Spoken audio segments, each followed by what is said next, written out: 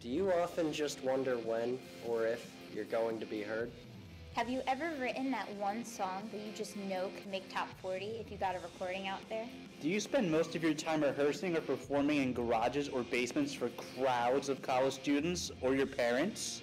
We did, and we do. We're the up-and-comers of the College of St. Rose, the groups that are still struggling to get out there, but not for long.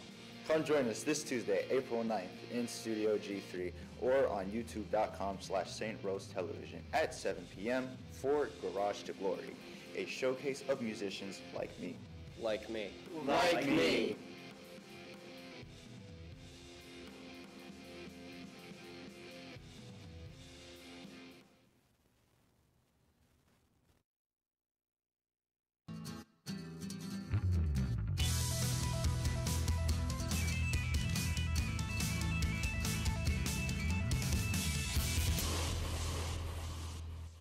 Good evening and welcome to the Nightly News, brought to you by St. Rose Television at the College of St. Rose. Today is April 8th, 2019. I'm David Meister. And I'm Leanne DeMartino. Let's get into this week's news.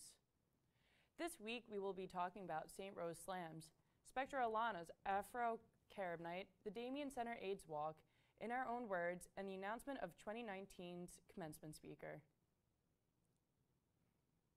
This semester's St. Rose Slams is set to take place this Friday, April 12th at 8 p.m. in the Campus Theater. The sign-ups for the open mic start at 7:30, and there will be a bake sale to help benefit the English Club, the host of the event. Contact English Club Secretary Sarah Clark with any questions. Spectre Milana's Afro-Carib Night was this past Friday night in St. Joseph's Auditorium. Performances from Sabor Latino, Daniel Harris, and Golden Zibes accompanied a dinner and a free after-party. The annual event aims to honor African culture and celebrate Caribbean roots in the same evening with a night of dinner and dancing for the St. Rose community.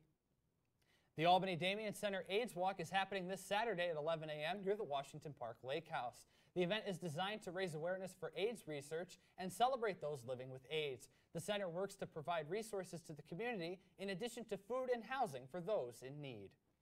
The Counseling Center hosted In Our Own Words in the Midnight Eats conference room. Multiple people shared their experiences with drug addiction and how it respectively changed their lives.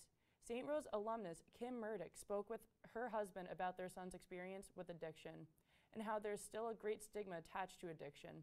Students in attendance were able to reflect on the experiences with walk away with fresh perspectives on addiction. The 2019 commencement speaker was announced by President Stefanko last week. Dr. Shirley Jackson, the sitting president of the Rensselaer Polytechnical Institute, will take part in the St. Rose ceremony by delivering her own remarks. Jackson was the first African-American woman to receive a doctorate from the Massachusetts Institute of Technology. She will receive honorary doctorate of humane letters from St. Rose. Now let's go to SRTV's meteorologist Alan Hills to tell us what to expect for weather for the rest of the week. Here's to you, Alan.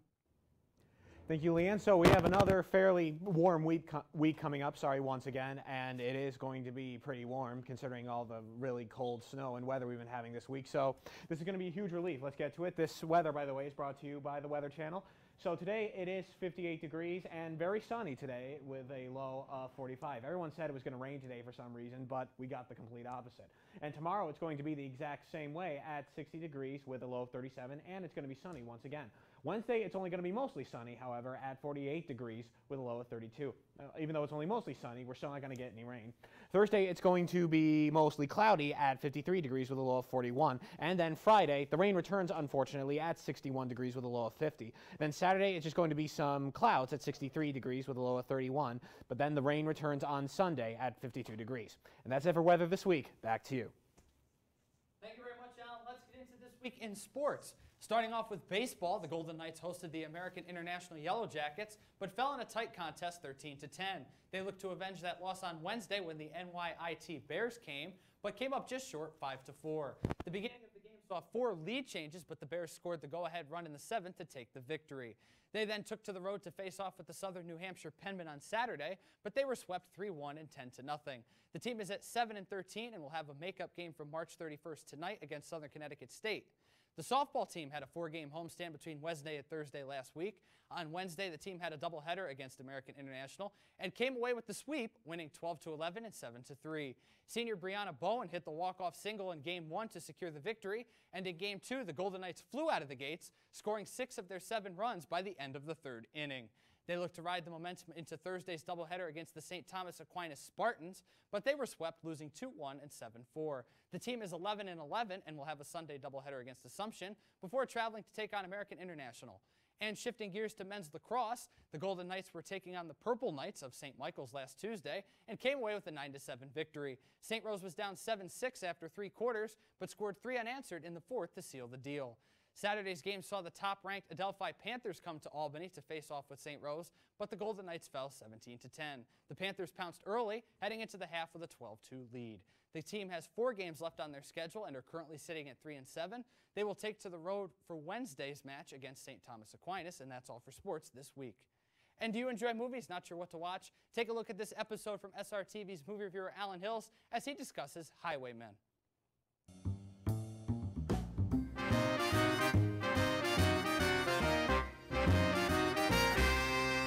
Hi, I'm Alan Hills, and welcome to the College of St. Rose's movie review show, A Night at the Movies, brought to you by the Campus Production Club, St. Rose Television. Let's cut to the chase. Thanks a bunch, Odie. The hunt is on for Bonnie and Clyde in the new Netflix original film, The Highwaymen, which tells the story of the 2 former Texas Rangers who were hired by the governor of Louisiana to hunt down the vicious killers. Kevin Costner and Woody Harrelson played these 2 historical figures, whose names were Frank Hamer and Manny Gault. Kathy Bates plays Louisiana Governor Miriam Ma Ferguson. John Lee Hancock's direction of The Highwaymen is full of amazingly dramatic wide shots that focus on the intensity of the environments that these characters are in. His overall treatment of the cinematography is smooth and coordinated. But despite the catchy filming, The Highwaymen sadly lacks a sense of intense excitement given its historically significant subject matter. Throughout most of the movie, it feels like Hamer and Gault are people who only have hopes of catching Bonnie and Clyde while battling their own personal demons and problems.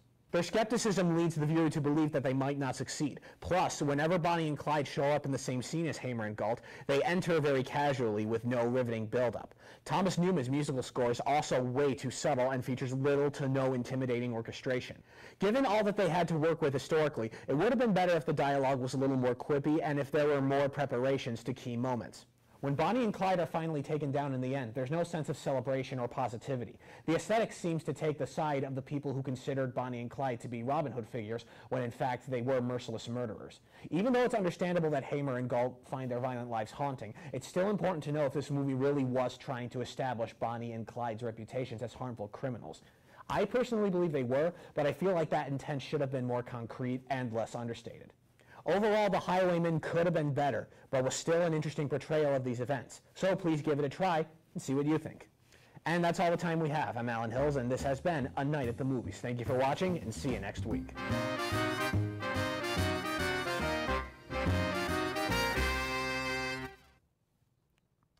Thanks for watching. That's all we have for the nightly news this week. I'm Leanne DeMartino. I'm David Meister. And I'm Alan Hills. For more information on any of our stories, take a look at the Chronicle, the St. Rose newspaper, both in print and online. See you next week. Have a great night, everyone.